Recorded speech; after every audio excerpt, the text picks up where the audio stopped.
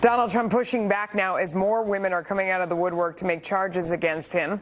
Jessica Leeds says Trump groped and kissed her while sitting in first class on a commercial flight. That was back in the 1980s.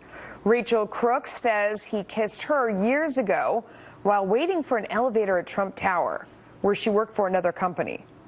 Natasha Stoynoff is a reporter for People magazine. She claims Trump tried to force himself on her during an interview.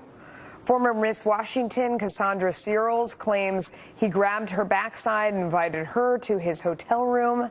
Meanwhile, Miss Teen USA contestants say that Trump saw them naked in their dressing room. And CBS has released a video of Trump saying that he would date a young girl 10 years later in the future when she was older. And a former Miss Arizona recalls Trump entering the contestants' dressing room. You're like everything a doctor. is good. You're there. Yeah, the dressing. Is everyone okay? You know, they're standing there with no clothes. Is everybody okay? And you see these incredible-looking women. And so I sort of get away with things like that. To have the owner come waltzing in when we're naked or half naked in a very physically vulnerable position, and then to have the pressure of the the people that work for him telling us to go fawn all over him, go walk up to him, talk to him, get his attention. Who do you complain to? He owns the pageant. So there's no one to complain to. Everyone there works for him.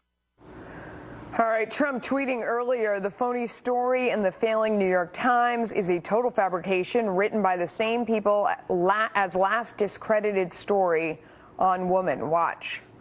All right, Catherine Timpf is a columnist for the National Review, a Fox News contributor. Bernard Whitman is a former Bill Clinton pollster and a CEO of Whitman Insight Strategies. Kat, I mean, the problem he has is that you heard it in that last thing about the Miss Teen USA pageant, is that he was on Howard Stern basically bragging that he did something like this, and then someone comes out and says he did it. I mean, in some ways, in that one in particular, you might say, where's the controversy? Because he said it before, and now she's saying he did it. It's not like it was unknown. Well, I mean, I'm not saying it's right. okay. I'm saying it's not that it was unknown. Of course you're not. But of course, now he is running for president, and he hasn't been, I guess, living his life planning to have been running for president. Right. But he was, and it's not just the one thing. It's the things pile up on and on and on top of each other, on top of each other, on top of each other. Right. It's just the fulfillment of the narrative that everybody that's attacking him has been pushing. So I think it gets harder and harder for people to defend it after that, even though they had already known it, but they weren't paying attention. Okay, so Bernard, as a strategist, let me ask you this. What if you took a different tact? I mean, so the things that he's accused of doing, he sort of said along the way, oh, I can't help myself. I kind of, when I see a beautiful woman, I have to have Tic Tacs and kiss them. I walk backstage at the pageant. He's kind of admitted to these things. Is there another strategy where you come out and say, I don't know, something else, rather than saying this is all a lie and attacking the women? Is there some other way to go about dealing with this in these days? Yeah, he could be honest and say, I am fundamentally unfit and unqualified to be president. No. I mean, in the hang on. I understand your disgust, and I totally get that you don't think he's qualified, and a lot of people think that he's not qualified. But if you were trying to defend, if you were trying to strategize for someone like this, what would you do? I'd take a line out of Jerry Falwell Jr.'s book, which I think his father's probably turning over his grave, to say he's a changed man, and to claim that suddenly he's a completely different person. Interesting. The fact is, I and millions of Americans actually happen to believe Donald Trump, the unvarnished, unscripted, unprompted Donald Trump, which is on all of these tapes. Yeah. You see, he's talking about bragging about sexually exploiting women and threatening them and intimidating them, and then you're having another 6 women today, I think by the last count, coming up and saying he actually did this. Granted, no doubt. Is there any chance that this backfires, Kat? I mean, this is another thing I've heard during the day, and I'm just trying to play out all the unobvious strategies around here. Remember, it didn't work against Bill Clinton in the end. I mean, we watched that. You're too young, but we watched that campaign when there was this pile-on of women, and he still won. I am young, but I also do know that Bill Clinton has been accused of sexual assault or harassment by more than 10 women. And Bill Clinton is a unicorn. Bill Clinton seems to be a unicorn when it comes to this.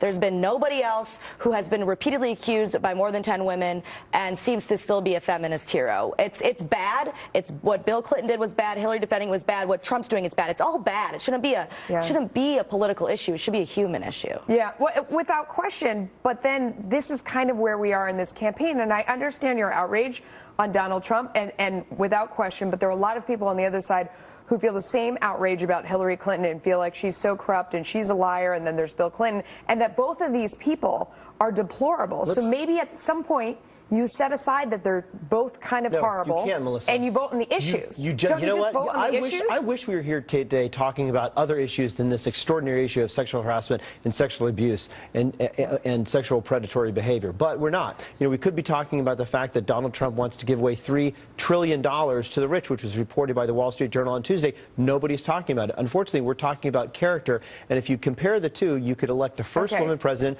or you could elect someone who has spent his life intimidating women. You're talking about denigrating to women in and of itself to say we should elect someone just because they're the first woman president. Donald Trump has a pattern of intimidation, not only of women, but of Latinos, of Muslims, of African Americans. So this is the latest thing. This is Trump on Entertainment Tonight. Remember, this was back in 1992. He's talking about a young girl. This is the one we were talking about in the beginning. I'm going to play it for you and let you, the audience, be the judge. Soon. Thursday night. You're going up the escalator? I'm going to be dating her in 10 years. Can you believe it? Okay. Okay, Kat. So this is what this is coming down to. Cute. That's not a cute thing to say. It's not cute. This was 1992. I mean, he's not saying, let's go on a date right now. I mean, it just, in some points, he's not saying, let's not go on a date right now. He can't because he would go to prison for that. No, but I understand what you're saying, where you're coming from, but this is a repeated pattern, just like so many negative repeated patterns that we see with Hillary Clinton. But you can't deny, you got the tape on the bus, you got this, you got all these women come out. You can't deny that he has he expresses at least these predatory tendencies towards women. Absolutely. We've heard him say it himself. Absolutely. That's why I think Bernard's strategy is actually genius. You have to just come out and find religion if you want to get around it. This makes me want to throw up. And I was having a conversation yesterday with two Trump supporters who said, you know what was ultimately the death knell for their support of Trump? They're talking about his own daughter in a disgusting way, talking about how voluptuous she is in her early 20s. It's just not normal. I think a lot this is not someone that we want to be president of the United States. Throw up at both of the candidates in the entire election. It's a whole different level of barf. It's different kind of barf, I guess. All right, guys. Thanks to both of you. Appreciate it.